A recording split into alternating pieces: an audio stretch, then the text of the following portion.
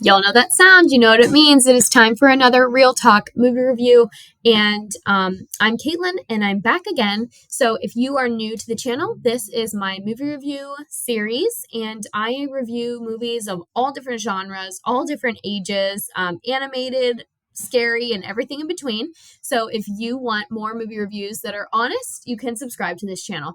Like this video if you like it and you want to see more of this type of review.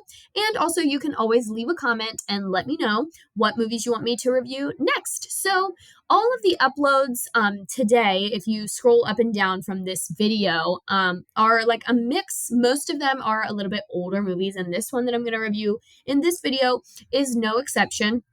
This is just a a movie that I found on Netflix over the summer, and I used the summertime to really catch up on just movies in general. I go through and like check out all the romance or the drama and just add movies to my list, and then I just pick them at random times. So this one is exactly what happened. I had this movie on my list for a really long time and finally decided to give it a watch. So today I'm going to be reviewing Good Luck Chuck.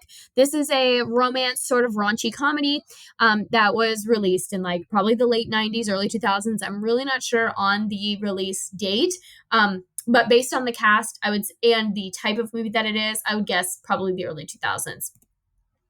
So the premise of this film is Chuck, the lead, he gets cursed in middle school by a girl who puts a quote unquote hex on him and says that because he didn't love her, like he'll never love anyone.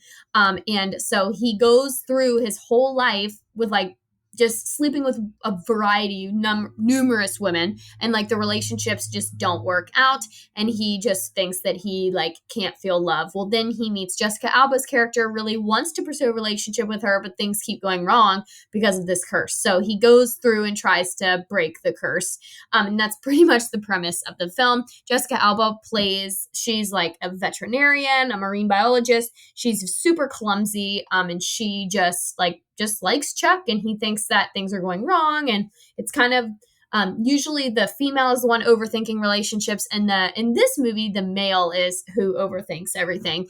So these are just some of the scenes from the movie when he's trying to break the curse and just trying to kind of date Jessica Alba. Jessica Alba was refreshing. I put that as a pro.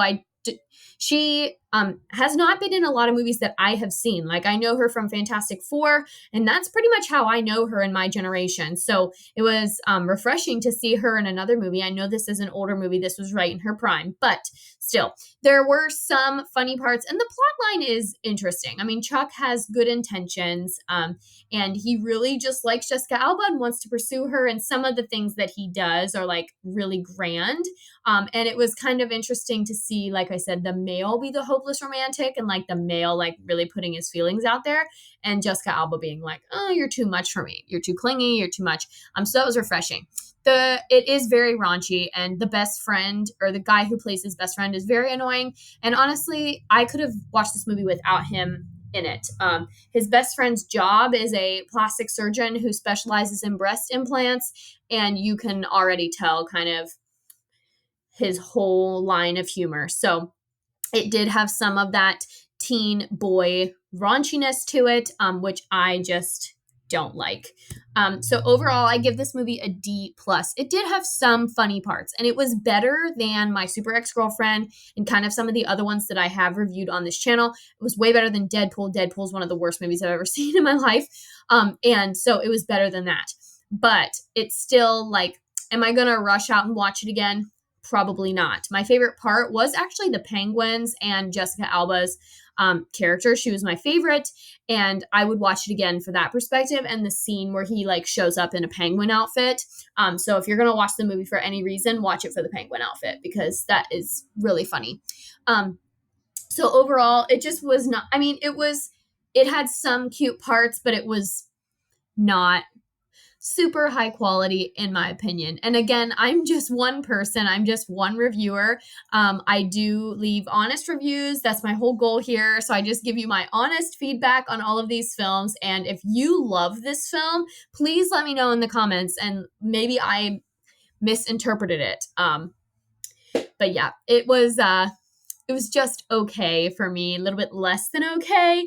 My husband, I think, had seen this movie before when he was younger, and he was like, "It's okay, it's pretty funny." But I think he actually likes My Super Ex-Girlfriend more than this movie, and I would disagree. I would watch this one again before I watched My Super Ex-Girlfriend again. So take that as you will.